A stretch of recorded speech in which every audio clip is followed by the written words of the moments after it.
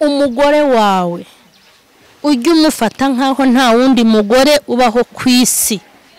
Nubwo bahari bakwandikira za message bakubwira ko bagukunda, nubwo bahari birirwa baguheheta, nubwo bahari babashaka kugutwara, nubwo bahari babashaka no kukugura, babashaka no kugufata ku ngufu, nubwo bahari beza, nubwo bakwirukaho ijoro n'amanywa, umugore wawe ujye umufata nkaho nta wundi mugore ubaho ku isi. Hari ibintu Imana yahindura. Imana ishobora guhindura imico y'umugabo wawe, ishobora no guhindura y'umugore wawe. Ariko si Imana izafata amabere y'umugore wawe ijye kuyagabanya ngo abe mato ngo kugira ngo wishime uzihanganirayo. Nimba se afite imisaya migufi, hano mu maso ari hagufi, uragira ngo Imana izajye kumugorora imugire muremure, uzihangana ibyo nta nicyo bitwaye. None se nimba umugore wawe afite impfundiko, Imana izajye kuzibaza izigegeneho kugira ngo useke? Nimba se umugore wawe ateye kuriya, Imana izajye kumugiza muri mashini imugira ukundi kuntu? Hari ibyo Imana izaguhindurira, ariko hari n'ibindi itazahindura kandi uzihangane, cyane ko ntago umuntu yubakira ku gihagararo no kubwiza afite. Umuntu yubakira mu kubaha Imana ndetse no gutanga keye. Imana ibagirire neza. Ese mbabaze kuvuga ngo ntiwakihanganira umugabo, wowe ko yakwihanganira? Nta muntu utagira amakosa mu buzima. None se uteze gushaka umugore w'umumarayika, uteze gushaka umugabo w'umumarayika? Nta muntu udakwiye kwihanganira. Umukozi yihanganira shebuja, na shebuja akihanganira abakozi. Imana yihanganira twebwe, natwe tujye twihanganirana. Nta muntu utagira ikosa mu buzima, ariko ikosa ryose rirakosorwa. Ndabashuhuje mwebwe mwese abakurikiranye Mama Sharirene Official. Amahoro y'Imana nabe muri mwe. Nizere ko mumeze neza, nanjye meze neza, njyewe n'umuryango wanjye. Ndabashuhuje kandi ndabakunda abakurikirana urubuga rwanjye Mama Sharirene Official, aho mugenda mukurikirana ibintu byinshi bitandukanye binyuraho. Hari filime yitwa Ubuhenebere Karundura, hari filime yitwa Imperuka, hari filime yitwa Ikigugu, aho mukurikirana ama episode menshi y'umusirikare wa Kristo, aho mugenda mukurikirana icyigisho cyitwa Tegurejo cy'urubyiruko, mugakurikirana kera n'ubu hitorero na hakorwa iki mu itorero. Ariko uyu munsi ndashaka ko tuganira ku kiganiro cyitwa menya nibi mububatse nicyo tugarutseho. Rero mukomere mugubwe neza. Imana y'amahoro kandi y'amasezerano ikomeze bashyigikire baramburire ukuboko kumugisha. Aha twicaye rero nkuko tugenda tubibabwira mu biganiro uko mwabibonye, turi kuri Deli's House. Ni ahantu heza cyane ho gufatira amafunguro meza kandi ateguye neza. Hakaba abaseriveri beza cyane bazi kwakira abashyitsi. Hakaba ahantu hari ibikorwa by'imyidagaduro, hari piscine, hakaba ahantu mu bibuga by'imikino basket, hakabaho sporo, hari amagare ya sporo. Niyo ushatse urarigura uraritwara. Na bababyeyi babategarugori bashaka kujya kuri taye, namwe babafitiye uburyo bwo kubafasha kugira ngo mujye kuri taye. Hanyuma hari amasare, hari ahantu ho kwakirira abantu batandukanye, haba inama, haba n'ibindi bikorwa byose birahari. Hari ibintu byinshi rero byinshi. Iyo uhageze wumva utuje uguwe neza. Nge kuva natangira kuza kuhakorera mba numva mfite andi mavuta atandukanye nayo nari mfite, mba numva ntuje kandi meze neza cyane. Ni karibu rero muzaze namwe mwihere amaso abafite abakunzi. Aha ni ahantu ushobora kwakirira umukunzi ntazakureke. Aha ni ahantu ushobora kuzana n'umugabo wawe ntazaguca inyuma, cyangwa ukahazana umugore wawe ntazifuza abandi bagabo bibaho. Ni ahantu heza cyane. Hanyuma rero Imana nibaha umugisha, nabyo ni byiza kuza ukoga ukigira muri pisine ukirira ubuzima. Rega byose ni hahandi. Ariko imyaka 100 irahari, ndetse dufite imyaka ibihumbi n'ibihumbagiza. Twirira ubuzima gusa, tujye twirinda kurya ubugingo, nicyo kibazo. Ariko kurya ubuzima biremewe, ikibi no kurya ubugingo. Hanyuma rero nkuko mumaze iminsi mukurikirana ikiganiro cyitwa Menya nibi mububatse, twagiye tuganira ibintu bitandukanye. Menya nibi mububatse. Njye gutegura iki kiganiro cyitwa Menya nibi mububatse, abakozi b'Imana bumvaga yuko ko gusenga amasengesho y'iminsi 2 y'iminsi 3 bagasengera abagore babo, bagasengera abagabo bihagije. Ariko burya ntago bihagije. Nyuma y'amasengesho hari ugufata neza umugore wawe, nyuma yo gusenga hari ugufata neza umugabo wawe, abo mwashakanye mukaberera imbuto, hanyuma ubuzima bugakomeza. Muri aka kanya rero tugiye kuganira, ndashaka kubwira abashakanye ngo ujye ufata neza umufasha wawe nkaho nta wundi kwisi uhari. Uwo mwashakanye ujye umufata nkaho nta wundi kwisi uhari. Nibyo tugiye kuganira. Umugore wawe ujye umufata nkaho nta wundi mugore ubaho kwisi. Nubwo bahari bakwandikira za message bakubwira ko bagukunda, nubwo bahari birirwa baguheheta, nubwo bahari babashaka kugutwara, nubwo bahari babashaka no kukugura, babashaka no kugufata ku ngufu, nubwo bahari beza, nubwo bakwirukaho ijoro n'amanywa, umugore wawe ujye umufata nkaho nta wundi mugore ubaho kwisi. Nicyo kintu ushaka ko tuganira muri Menya Nibi mu bubatsi. Hari umwuka wateye uko umugore yereka umugabo ko hari abandi bagabo bamukeneye, umugabo akereka umugore ko hari abandi bagore bamukeneye. Ariko nimureke mbabwire, ndashaka kongeraho nakandi kantu ko kukubwira ngo nta wundi mugabo Imana igufitiye kwisi usibyo yaguhaye. Nta nundi mugore Imana igufitiye kwisi usibyo yaguhaye. Icyo ukora, hari abantu bahawe abagabo n'Imana, hari n'abahawe abagore n'Imana, hari n'ababihaye. Aho ngaho hari n'ababihaye, hari n'abitoraguriye, hari n'abirarurije, hari n'abiyeranja.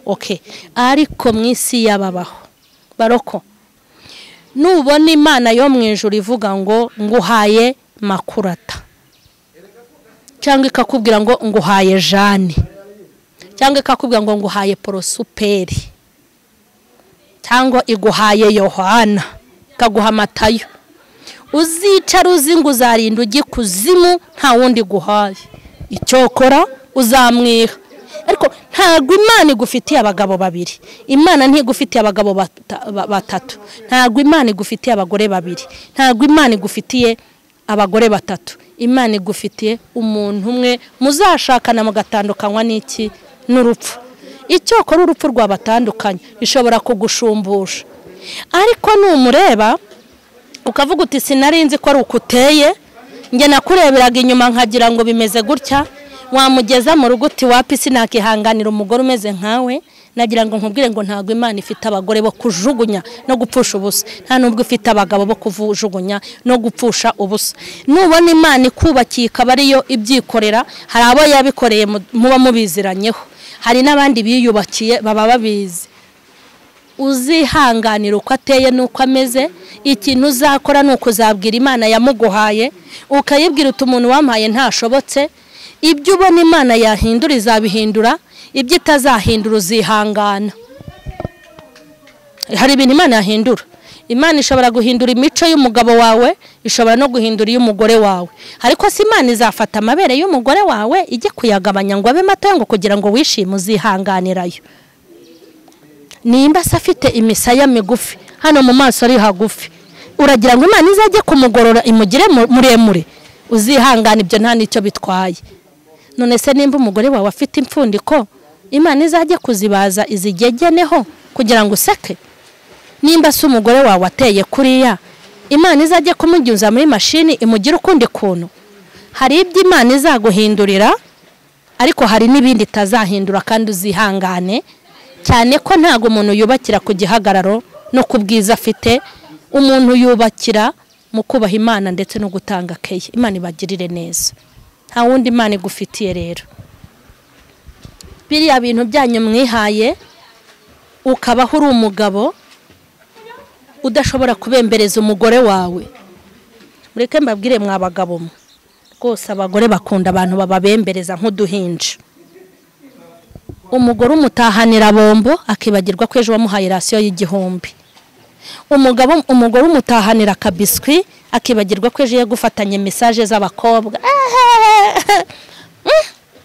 Message z'abakobwa, mwabakobwa mwe, hari message ziba ziteye ubwoba. Hari message umugore abona agahita arwara isereri, akarwara isereri akajya muri koma, umutima ugatangira kuzamuka kubera iyo message avuga ati mva baramujyanye.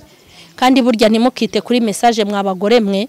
Hari n'igihe umuntu ashobora kwandikira message umugabo wawe nta bindi bintu bihari, ari n'ineza yamugiriye, akamubwira ati ndagukunda ndakwemera, ariko nta gahunda afite. Namwe maze ntimugafuhe, kimwe nuko nawe umugabo ashaka kukubona akakwaka nimero ukazashiduka muri telefone yawe harimo message utigeze umusaba kohereza utazi naho yaturutse. Nk'ubu ngiye muri telefone yanjye njya nzibonamo, kera najyaga ntukana ndi umukozi w'Imana nkabonamo message umuntu yanyandikiye sheri biki n'ibiki nako nk'iki kintu ni icyayi, ahita mubwira amagambo nk'icyatanu.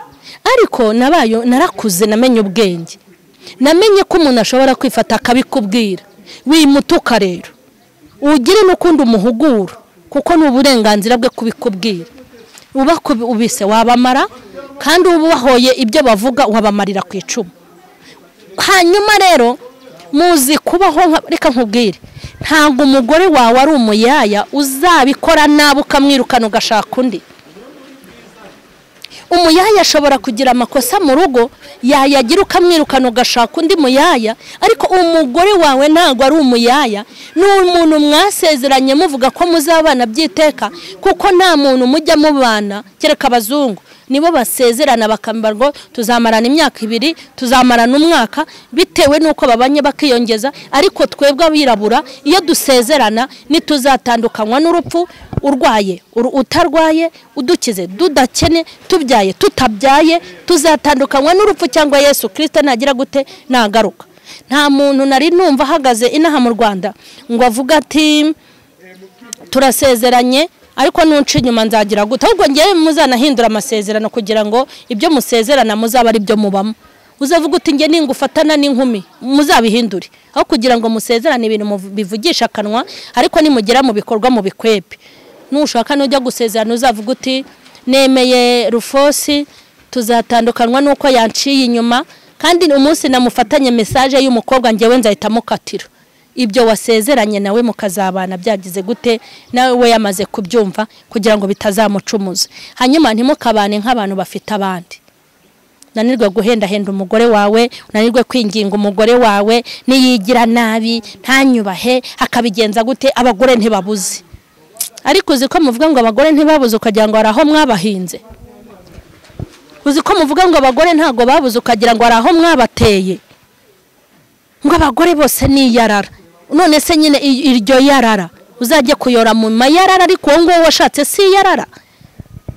Wamukuye iwabo arerwa na se na nyina, n'uwo muryango wabafashe wagiye kumwaka umuryango ntiwamukuye. Abagore ni yarara, ubibuke ko utamukuye mu mayarara y'abakobwa, umukuye mu muryango.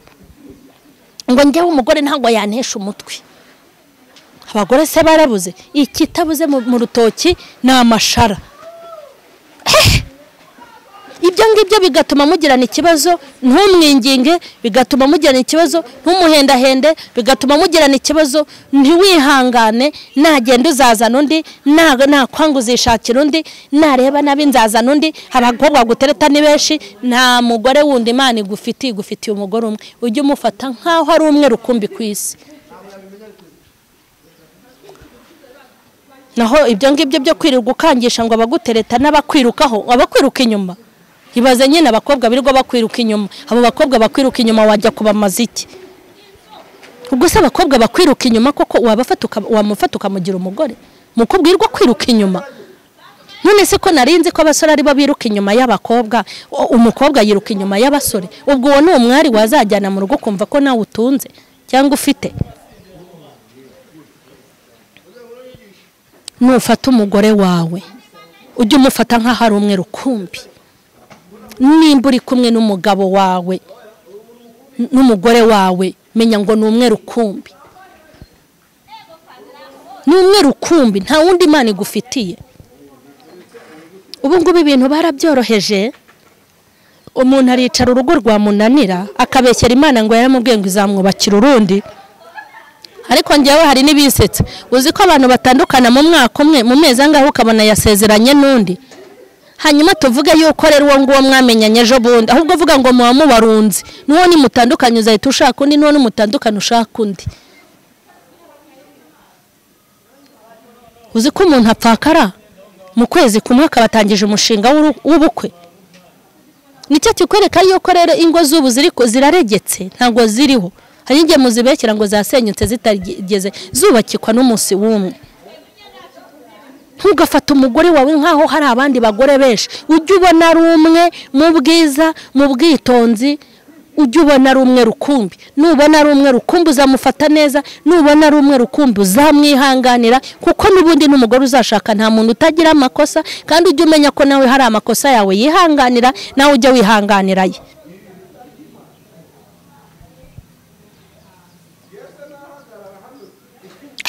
Ngo abagabo bakurambagizaga bari benshi, ugasanga umugore aricaye mu rugo, abagabo banteretaga bari benshi. Hanyuma saba abagabo ko bari benshi, iyo ugenda bakakujyana uko bangana. Kuki wemeye se ukabana na wa wundi? Mwubahira icyatumye mubana. Ariko mujye mutekereza amagambo, uza amagambo mubwirana muri guteretana, ha magambo ateye ubwoba. Iyo muyasubiyemo muri divorce burya ntabwo bama mufite. Uza abantu bateretana ibintu babwirana. Sheri wariye, uzi umuntu kubaza ngo wariye nkaho ari bukugaburire. Erega nawe unanjashonje kandi uti nariye. Wariye ikisi ukamubeshya ibyo wariye, kandi ngo nukugira ngo muryoshye urukundo, muryoshye ikiganiro. Ntago ngewe nabasha gusinzira tutavuganye sheri. Ibaze koko, kandi koko hari n'igihe ibitotsi aba yabibuze. Koko umuntu wananiwe gusinzira mutavugana, none ubu ngubu uraryama kwicura ukagona ugahirita, ntumenye neza yuko umugabo wawe atarataha. Umugabo wawe atarataha ukaryama ukagona ntiwifuze ko anataha. Umugore wawe akababara, ukajya mu buriri ukamusiga mu ntebe, mwabaye udusimba muri udukoko, mubana nk'abaturanyi. Wagira ngo umwe ni umuyaya wundi, wagira ngo undi ni umupakasi wundi. Ariko uzi ayo magambo, ujye ufata umugore wawe nkaho ari umwe, ujye ufata umugabo wawe nkaho ari umwe, kandi bimwirirwa muhimbira Imana. Usanga umuntu yashatse umugore wa mbere, hashatse uwa kabiri, ageretseho uwa gatatu. Imana yambwiye ko igiye kunkorera ubukwe, Imana yambwiye ngo izankorera ubukwe. Reka nkubwire, umuntu muzamenya ko ari Imana yamwubakiye, mukamenya ngo Imana iguhaye umugabo wa kabiri, nuko nimubana muzabana neza, kuko ari Imana yamutaye yabahuje. Ariko nushaka undi bikango, gashaka undi ujye umenya kuri kwirwanira, uri kwiyeranja. Ntimukabane nkaho mufite abantu benshi. Ngewe nta mugore wantesha umutwe n'ubwita asohokana ipantaro yanjye n'ishati, ibyo nambaye nkagenda nkamusigira ibintu byose. Hanyuma se tuvuge ko uzagenda wishimye, aho uzashyikira se ho bizagenda gute? Uzashaka se atuye mu mubumbe we? Erego n'umugabo wundi uzashaka niko ameze, n'umugore wundi uzashaka niko ameze.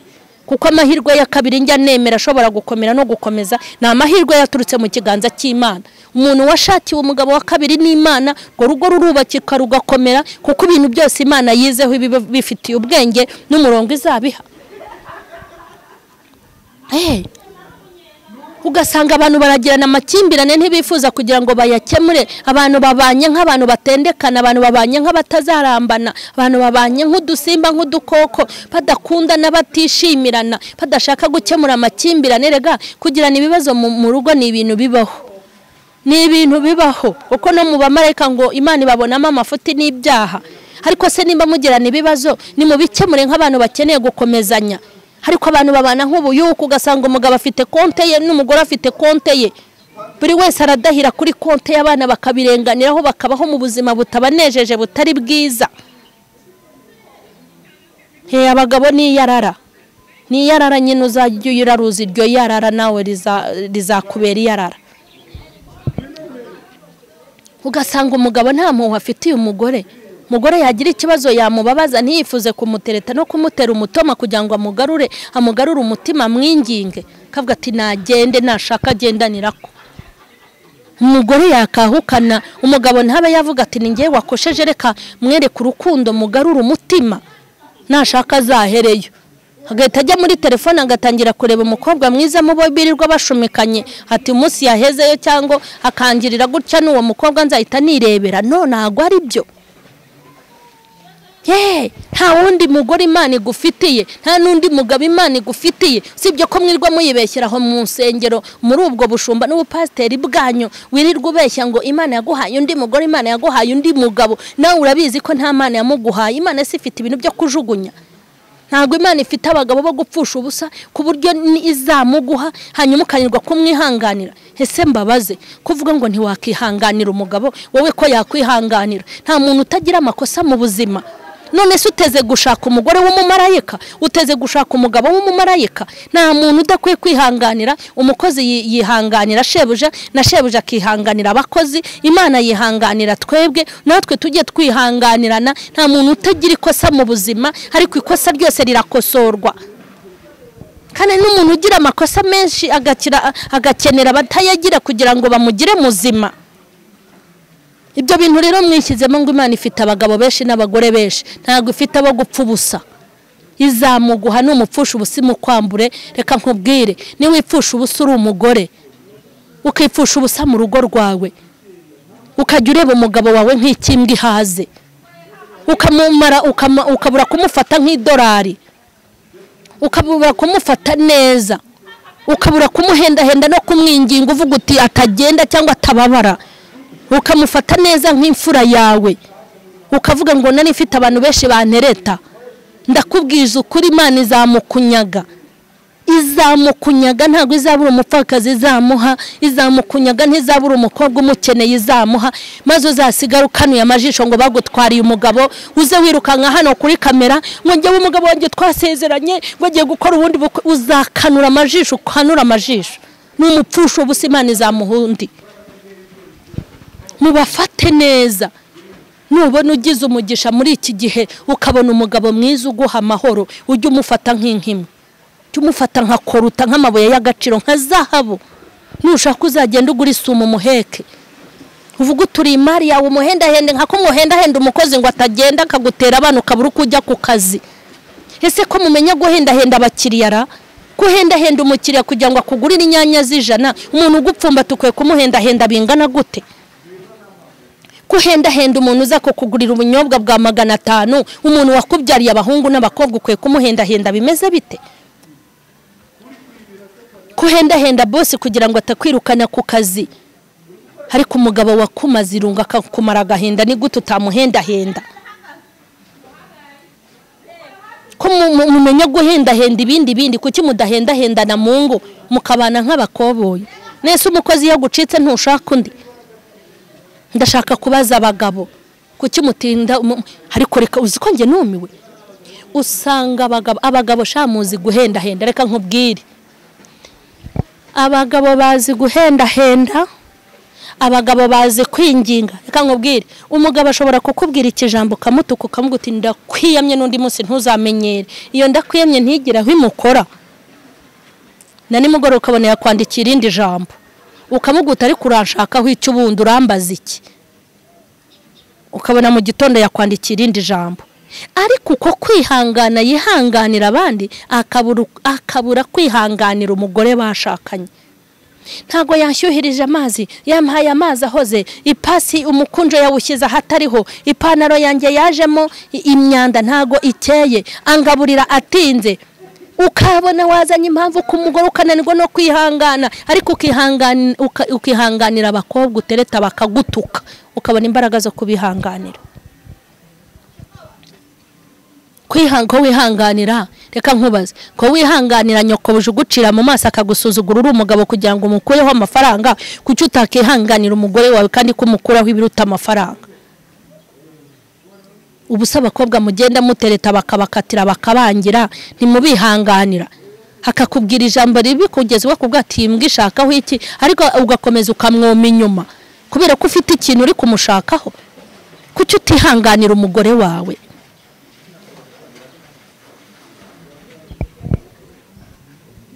Ntabwo abagore ari benshi nko kubitekereza, nta nubwo abagabo ari benshi nko kubitekereza. Ahubwo mu gihe mwabonanye umufite umugabo cyangwa ufite umugore, ujye ubana nawe nkaho nta wundi muntu kwisi ugize gute uhari. Ujye ubona ko ari we wenyine uhari, ujye ubona ko nta wundi mugabo uri kwisi n'umugabo wawe, ujye ubona ko nta wundi mugore uri kwisi n'umugore wawe.